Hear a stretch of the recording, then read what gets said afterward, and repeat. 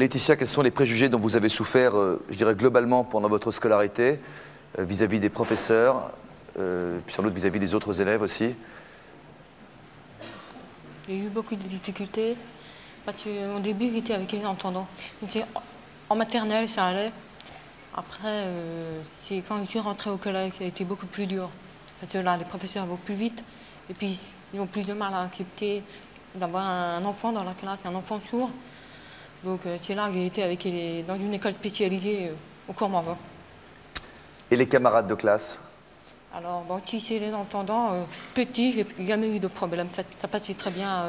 Jusqu'en 6e, 5e, il n'y avait pas de problème. On m'acceptait très bien, ça se passait bien.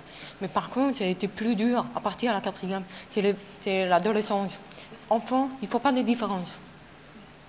Ça passe, qu'on soit sourd ou pas, il ne faut pas de différence. Mais arriver à l'adolescence, là, il commence à faire la différence. Ça commence à créer des bandes, à faire des choix dans les copains. Et comme moi, j'étais considérée pas comme normale, entre guillemets, ben, j'étais marginalisée. C'était le plus dur, ça a été à la fac. Parce que je ne suivais pas comme les autres, je n'étais pas considérée comme... On prenait un peu pour une fille un peu idiote? Oui. On me prenait parfois pour une idiote, mais surtout pour une handicapée. Bon, les études... J'ai eu la chance parce que je suis tombée sur des professeurs qui m'ont très bien compris, qui m'ont très bien accepté. C'est ça qui m'a permis de continuer. Mais je ne sais pas si je n'avais pas eu cette chance, là, je ne sais pas si j'aurais pu continuer.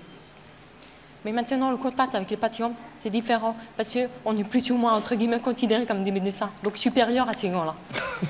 Donc les gens, ils vous respectent, quoi. Ah oui.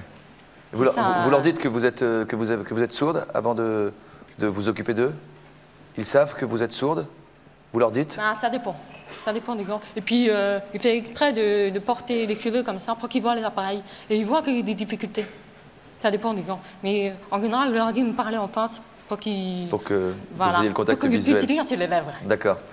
Vous nous avez dit en préparant l'émission que malgré votre handicap, vous vous sentiez plus proche du monde des entendants que du monde des sourds. Pourquoi? Pour s'exprimer. Parce que... Bon, ça dépend de quel monde des sourds qu'on parle. Si c'est un monde purement visuel, ils ont de grandes difficultés en français. Donc là ça ne passe pas. Donc moi, je m'exprime plutôt en français. C'est-à-dire sujet, verbe, complément. Alors que le visuel, ce n'est pas vraiment des phrases, c'est des images. Donc la communication, c'est beaucoup plus dur. Donc c'est pour ça, parfois, ça crée des oppositions, parfois on se dispute, quoi. Je demande à Maëlys si elle est d'accord avec ce que vous venez de dire. Est-ce que vous êtes d'accord avec ce qu'a dit Laetitia? Oui, oui. Oui, oui, absolument, oui. C'est vrai que quand on parle de la scolarité, je crois que j'ai ressenti les mêmes choses. Donc moi, jusqu'à la classe de 6e, je n'ai vécu aucun problème. Les enfants m'acceptaient, savaient que j'étais sourde, qu'ils étaient entendants, mais il n'y avait vraiment aucune difficulté.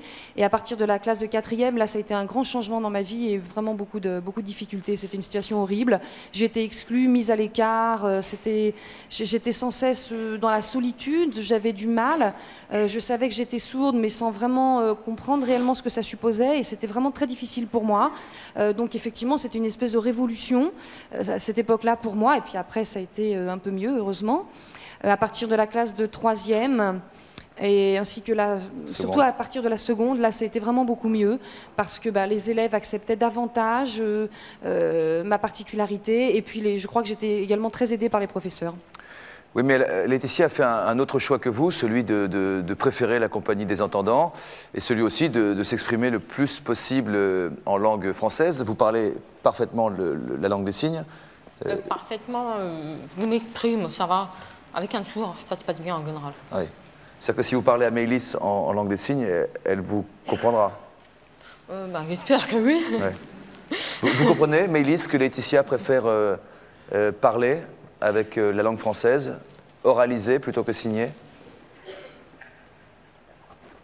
Oui, oui, absolument. Je crois que chacun est libre de faire le choix qui lui convient. Et chacun choisit ou de s'oraliser, ou d'utiliser le codage LPC, ou la langue des signes. Je crois que c'est il y en a qui peuvent choisir la langue anglaise. Je crois que c'est un choix tout à fait personnel, et je laisse chacun, et je respecte chacun dans ses choix. Là, j'apprécie beaucoup ce qu'elle a dit, parce que ce n'est pas le cas de tous les sourds. Il y a des sourds qui veulent vraiment qu'on leur parle en gestuelle. Et là, on apprécie beaucoup ce qu'elle a dit.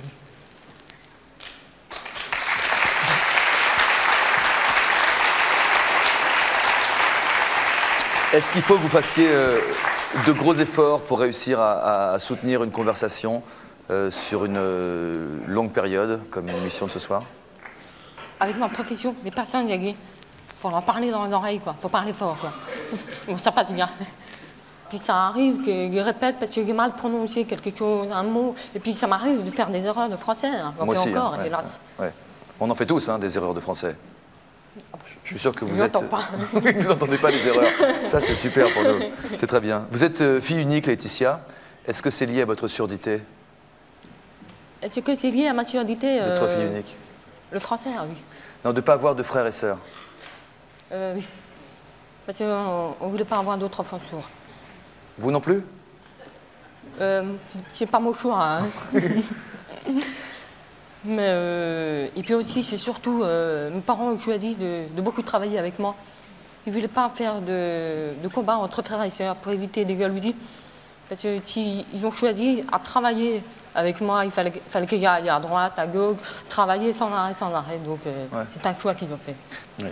Qu'est-ce que vous pensez du niveau d'Hélène, qui parle très bien pour son âge, même si on ne comprend pas tout ce qu'elle dit? Je suis très impressionnée, parce que je crois, étant petite, je ne parlais pas comme elle. Il n'y avait pas son niveau de français. Je lui dis bravo. Merci. Je dis bravo, Hélène. Tu veux dire quelque chose à Laetitia?